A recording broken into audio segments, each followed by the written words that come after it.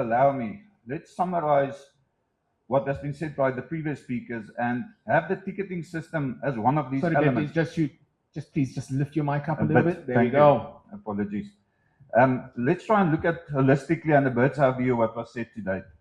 And it started with General Kekane, Kulane, and then the MEC saying that in the debriefing meetings, the overcapacity in the precinct was identified as the major concern. Ticketing is one of the issues that created the overcrowding within the stadium. So the focus was on eliminating people without tickets in the precinct. Now, how do we do that? It starts off when you leave home and with the amount of traffic in the precinct. Kulani addressed that. For the first time ever, there's an event exclusion zone, a vehicle exclusion zone. You need to have a parking ticket. You buy that for 50 rand on the ticketing platform. Without that, you're going to be redirected away from the venue. Why?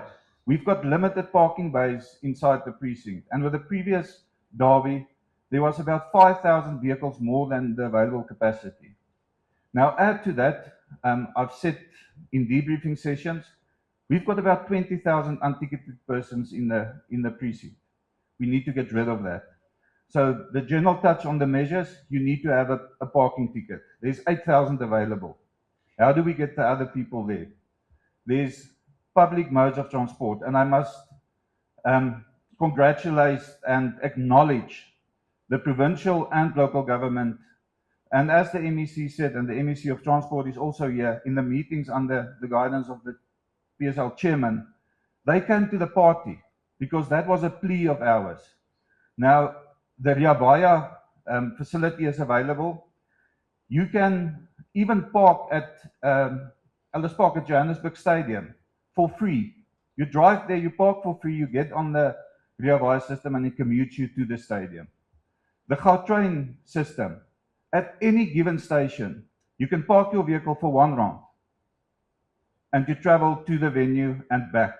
And the MEC will touch on the extended hours, I'm sure. There's security in place to ensure that.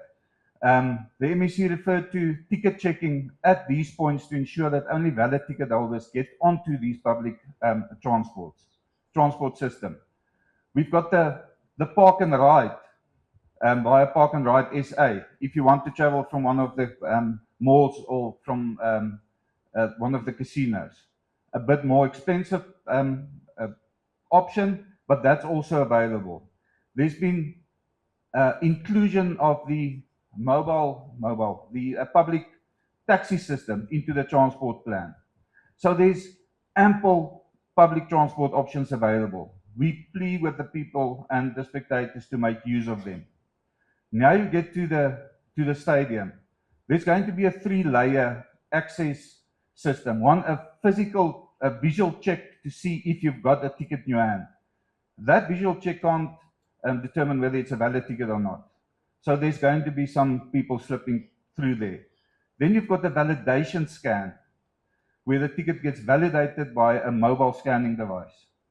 The third layer is the turnstiles that will allow you access into the venue, and that is the access scanning system. So the ticketing system, following in the debriefing of the past derby, has been tested for 2 weeks now extensively by experts, and to the satisfaction of the ESSPC committee, signed off. The robustness of the system, the quality of the scanning devices, the quality of the turnstiles, all has been signed off. It is now for implementation.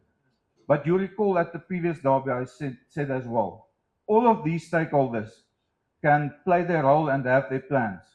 The fans are also a stakeholder and a part of this system. Fans need to help us. If you haven't got a ticket, don't come to the venue. And I'm sure I know the look in General Kekane's eyes, and I can see him sitting there, that SAPS are serious about enforcing that exclusion zone with people arriving there without tickets. A bit long-winded, but I thought that I just summarize it all for you. No, we certainly do appreciate it, as long-winded as you might.